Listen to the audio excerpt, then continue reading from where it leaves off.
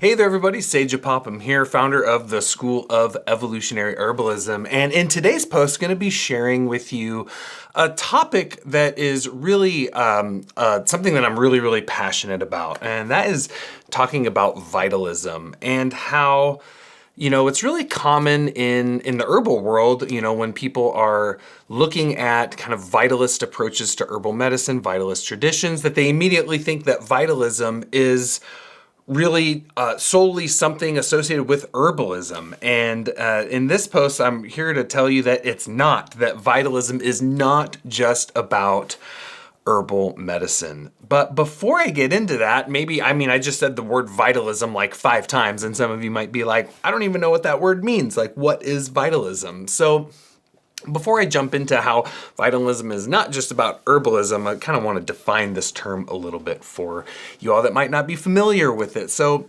this is to me, it was one thing that really kind of revolutionized my approach, not just to herbalism, but as kind of my way of seeing the world around me. And what vitalism is kind of the core principle of it is a way of seeing nature and plants and people and the healing process as that there is an intelligence, right? That there is an intelligence within the natural world, that there is and within the human body, for example, there is an intelligence in our organ systems, in our cells. There is even an intelligence in our symptoms and why we get sick and how we get sick. A really good example of that kind of illustrates how a vitalist thinks is thinking about a fever.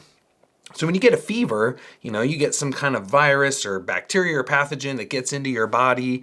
Well, the vital intelligence of the body responds to that by, sending signals to your immune system and to your higher regulatory centers of your brain that, closes the pores of the skin, raises the internal body temperature to that temperature that will denature that bacteria or virus and things like that in order to kill it, right? So a fever is a vital response. It's an intelligent response of the body to an invading pathogen. And as a vitalist healer, as a vitalist herbalist, and this using it in the context of herbalism, right? We want to follow that, right? So we want to give remedies that support the vital intelligence of the body and what it's trying to do. And as herbalists, what we usually give is diaphoretic herbs. What do diaphoretic herbs do? They make you sweat, they kind of move that fever along. So in the vitalist approach, we're using our plants and our remedies to support the innate intelligence of the body in doing what it is trying to do. And that is what our diaphoretic remedies do. So that's just an example of a vitalist approach and kind of how we see things, that we move with nature, that we move with what the body is trying to do and use our plants in that way. In contrast to suppressing things, right? And more of an allopathic model,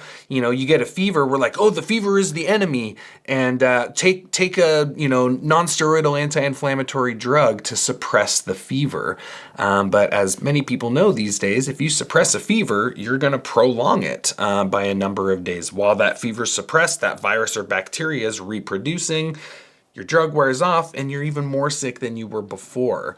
So vitalism is really about following the intelligence of the body and really having a connection to that intelligence of nature. And so there's a vital force within all things. There's a vital force within the plant. There's a vital force within an ecosystem. There's a vital force within the body. It is this intelligence and consciousness of nature that we learn to listen to. And I always say, the herbalist is first, foremost, and forever a student of nature. And I think that is a really core principle of what a vitalist does, is we study nature and we see how nature informs us about our own bodies, our own minds, our own health.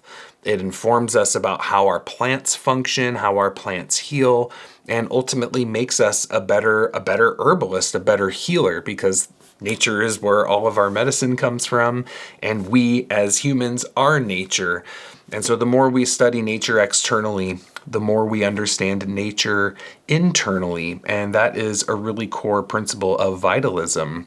So when we're looking at herbal traditions from around the world, a lot of those traditions are rooted in a vitalist approach. Of course, they have different names for it. That's kind of more the Western traditional terminology of this approach, but Ayurveda is an inherently vitalist approach to healing. Chinese medicine is totally a vitalist approach to healing. Homeopathy, physiomedicalism, eclecticism, Greek medicine is a vitalist approach, right? Looking at constitutions, looking at herbal energetics. These are all ways that a vitalist thinks. But as I said, vitalism is not just about herbalism.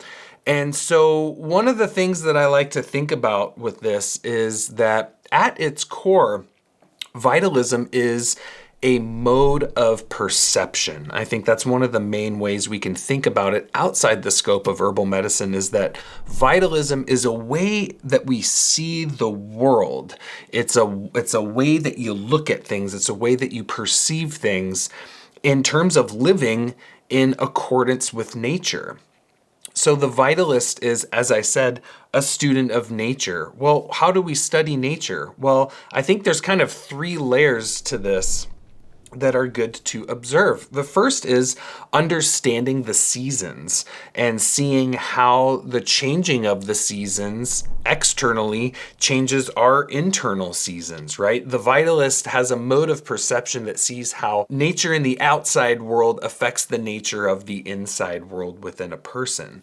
And so we see how the changing of the seasons affects our health and affects our mind and affects how we live in accordance with that, right? We're going to talk about that a lot more in a future post, so be sure to keep your eyes on that in terms of the vitalist approach to living in harmony with the seasons and with the daily rhythms. But paying attention to the seasons is a big part of that. The weather, right? Anyone that lives here in the Pacific Northwest, as I do, the weather affects us. I mean, if you get clouds and rain for 6 months straight, it's gonna make you feel a little melancholic, right?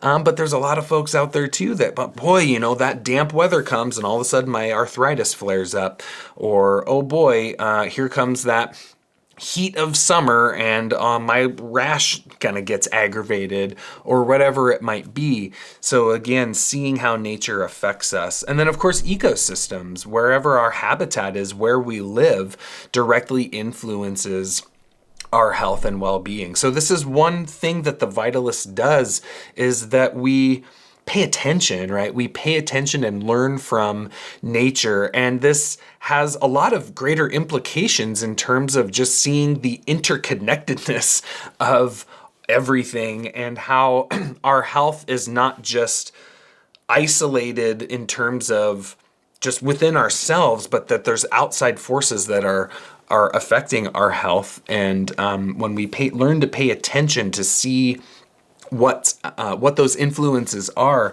in terms of especially seasons, ecosystems, and the weather, we can learn a lot about ourselves. So vitalism is ultimately a way of living in accordance with nature.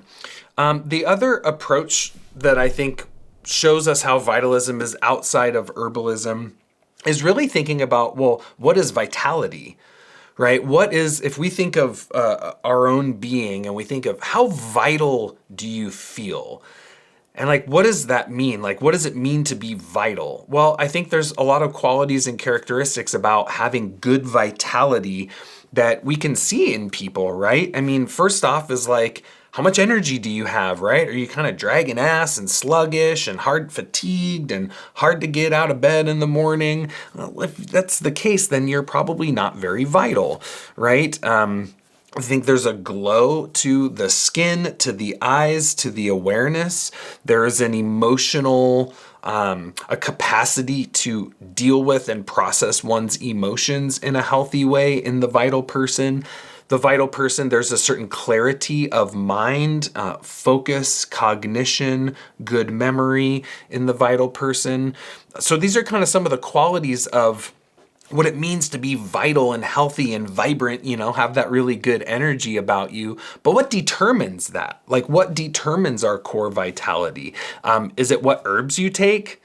I mean, that can influence it, but this is just a way, like, vitalism is beyond just herbal medicine. So what determines our core vitality? Well, one of the first things is our genetics, right? So we, based on, the genes of our mother and our father, definitely predisposes us to having a certain degree of vitality within our being. And I think this also translates into our constitution.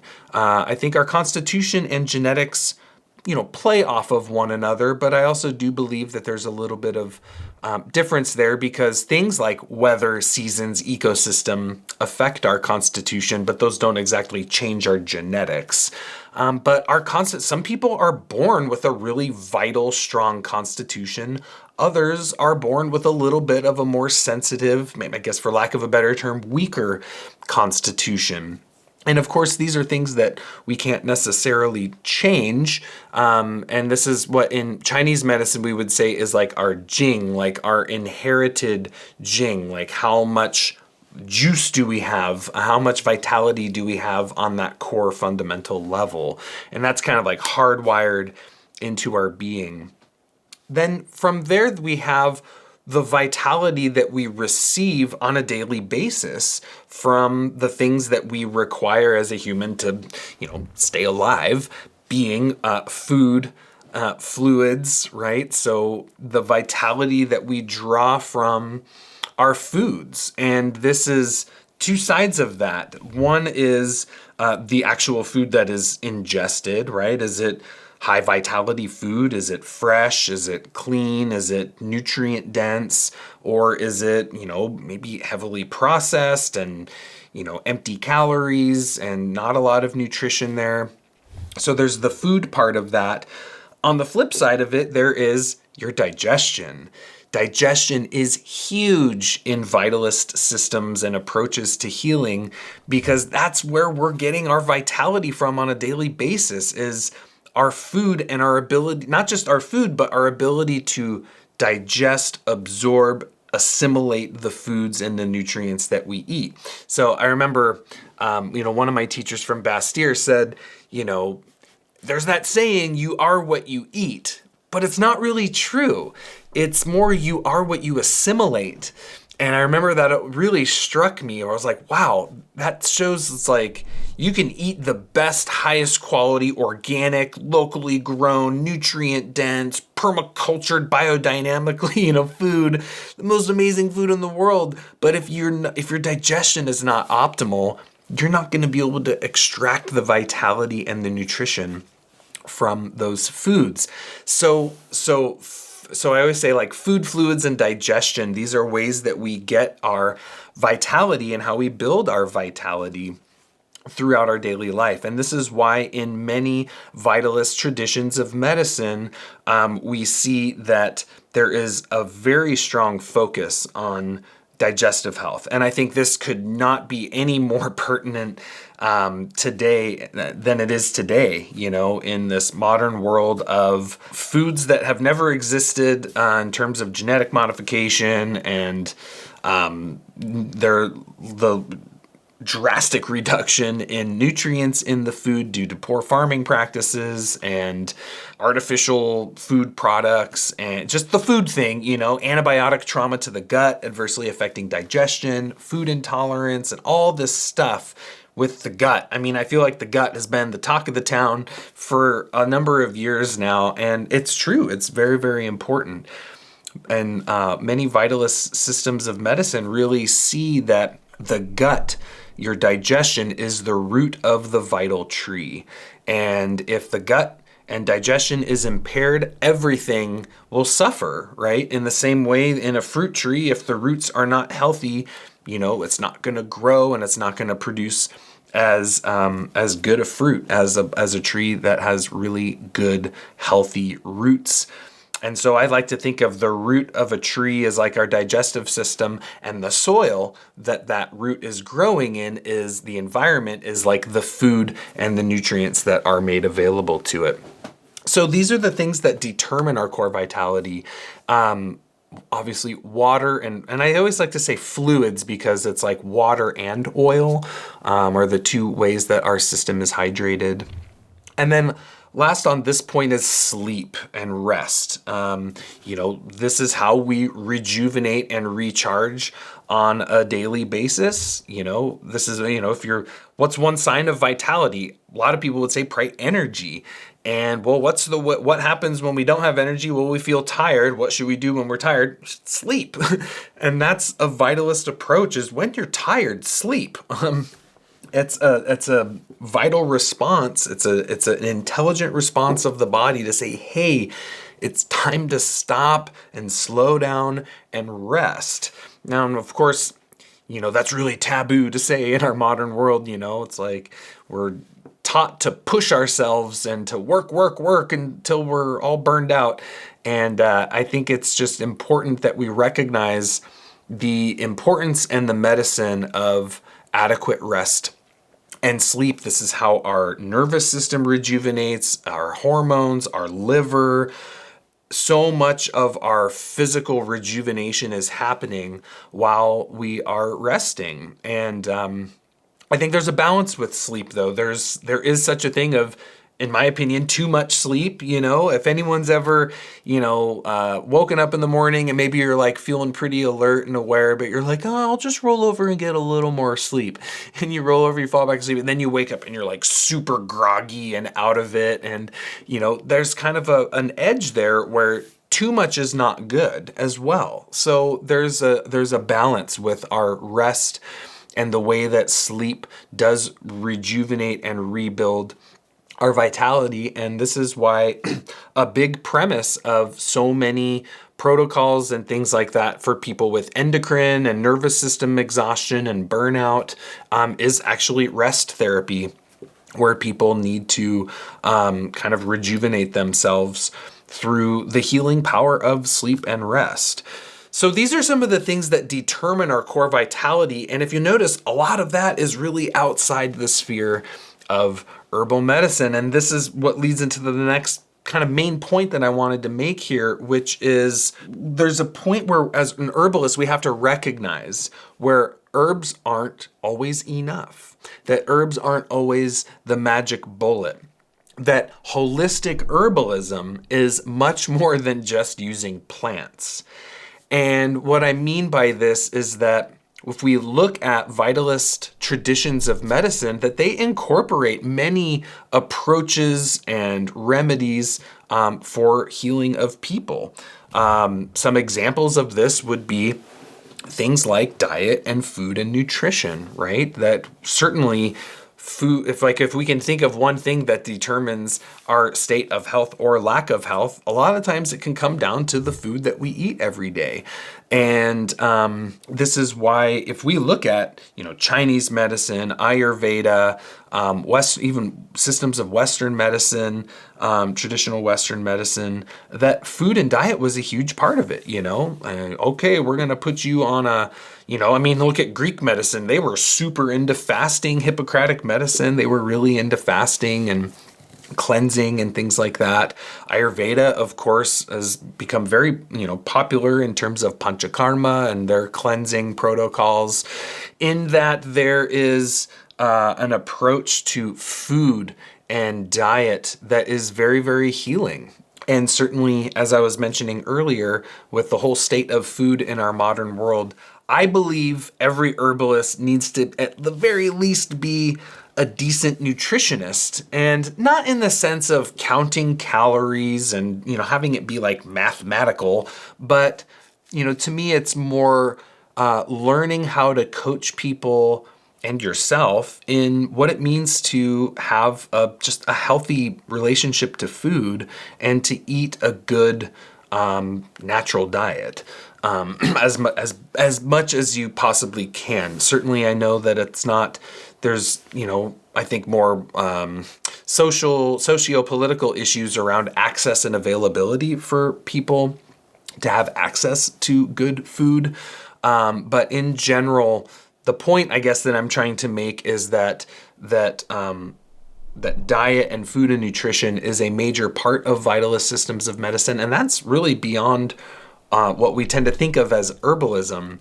So a really good example of this is how there are a number of conditions that can be healed by the removal of a food intolerance or a food allergy. A lot of autoimmune conditions, chronic digestive issues, a lot of joint pain, even things like fatigue, anxiety, depression. Sometimes those things are triggered by a food. And it doesn't matter how many herbs you give them to calm them down, or how many anti-inflammatories you give them, or how many digestive remedies you give them. If it's a food they're eating causing the problem, then the herbs aren't enough. Similar thing is true with nutrient deficiencies. If someone has, say, for example, a lot of muscle spasms and tension and constriction, and maybe they're also, maybe they're a little nervous, anxious, and things like that. If that's all because of a magnesium deficiency, again, it doesn't matter how many antispasmodics and nervines and sedatives you give them. If it's because of a nutrient deficiency, the herbs aren't going to cut it alone.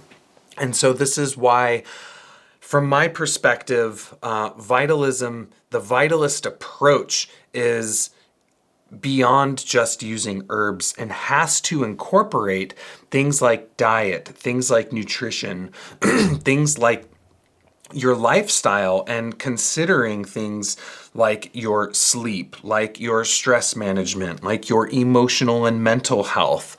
Many vitalist traditions incorporate approaches such as fasting, rejuvenation protocols, ways of balancing and maintaining and strengthening your constitution. And so there's a larger ecosystem to the vitalist approach to medicine and healing, that of which herbalism is just one facet of. And I mention this because, as I said earlier, that vitalism really is about a way of living in accordance with nature. And I think that as herbalists, this is one thing that, well, first we need to learn how to do ourselves as best we can, and living in harmony with the cycles of the seasons and the daily rhythms and the weather and the ecosystem in which we live and things like that. But that's also something that we can coach and train and support our clients in doing, in terms of understanding their own unique nature and how to, live their life in a way that will help support their unique constitutional balance, their unique inner ecosystem, so to speak, through giving them really great, manageable, quick, easy to implement tools that just support their health and well-being. And I think that's one of the last important points that I really like to make about a vitalist approach to healing, is that we don't have to wait until we're sick in order to work with holistic medicine. That there's an approach of not just healing us when we're sick, but rejuvenation, right? That just because we're symptom free doesn't mean we don't have something to work on, that there's things that we can do to further optimize and refine and kind of dial in our health and well-being, so that we're not just symptom or disease free, but that we feel vital, that we feel rejuvenated, that we feel that good energy when we wake up in the morning, that we have happiness in our heart, that we have clarity in our mind, that we have something, greater that we're striving towards, that we're working towards, a goal or an aspiration or a dream that we're reaching for, that we ultimately, I think, have a higher purpose, that we have the energy and the vitality to heal our trauma, to heal our past, to overcome the struggles and the trials and the tribulations that we face, and that we're not so exhausted and burned out and that we just can't handle anything, and it all kind of like just washes over us, and we're just floundering.